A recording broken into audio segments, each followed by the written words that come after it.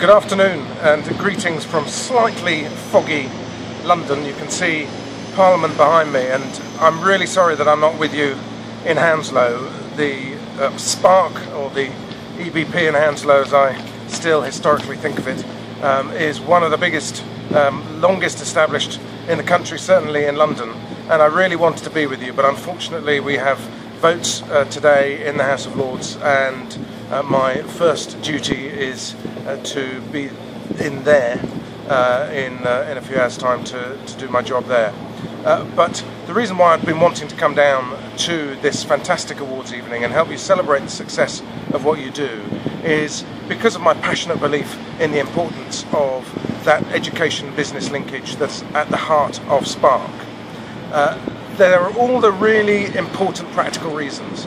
You know, I was once an employer in a small enterprise in Wiltshire, and we would get schools contacting us, we'd get various people contacting us all the time wanting work experience. We didn't really have the dreaded internships in those days, and apprenticeships were out of style, but it still felt like there was an incoherence from the school and education community around the demands being placed on us as an employer of just a couple of dozen people.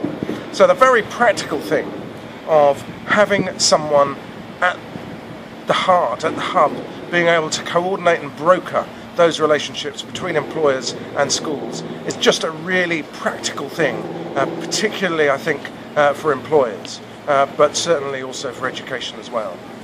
But then there's what that experience does. You know, I was schools minister for 3 years. I spent a lot of my time, for example, on the 14 to 19 diplomas, trying to develop a style of learning that was more active, more constructionist in pedagogic terms than just a straightforward rows of desks having to sit still and listen, much as you are doing now, because I knew that that isn't the most effective form of learning. It's far more effective to be up on your feet doing stuff.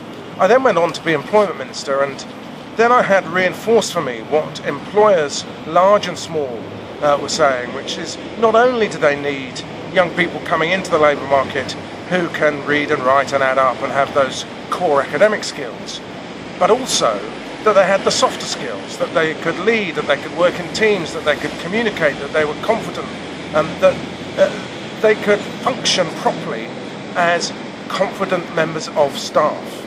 And you can only really get that through that more active form of learning that we know engages pupils, but it also gives them the skills they need to succeed. And if they're engaged and they want to get up out from under the duvet every morning, then they're also going to do their learning too. So you know, these things that you guys do, be you employers offering opportunities to young people or people in education working with those employers and creating those opportunities for young people, or those at the hub making it all happen, you are creating a spark for young people that makes them want to learn, that sees the point of learning and narrows that gap that's still too wide between what we do in education and what we need from the labour market in terms of skills supplies into employers. I think the future for young people is obviously pretty uncertain at the moment. You know, we all look aghast at the very high levels of youth unemployment. But as I look further forward, what I also see is a hollowing out of the labour market, where we will have still plenty of low skill, low wage jobs, largely serving people, working in the service sector, working in care, catering, those sorts of things. And then a reasonable number of high skill, high wage jobs, the people really benefiting from technology, for example. But the ones in the middle are going away. And in that labour market, we need innovators. We need people who are really good at maths, but are really creative. And again, those are skills that we're only going to create in our classrooms, in our schools, by working with the real world, by making learning relevant to young people, and by having them really understand what it means to start a business, to work in a team in a business, to have new ideas, to keep that business dynamic and ahead of the competition.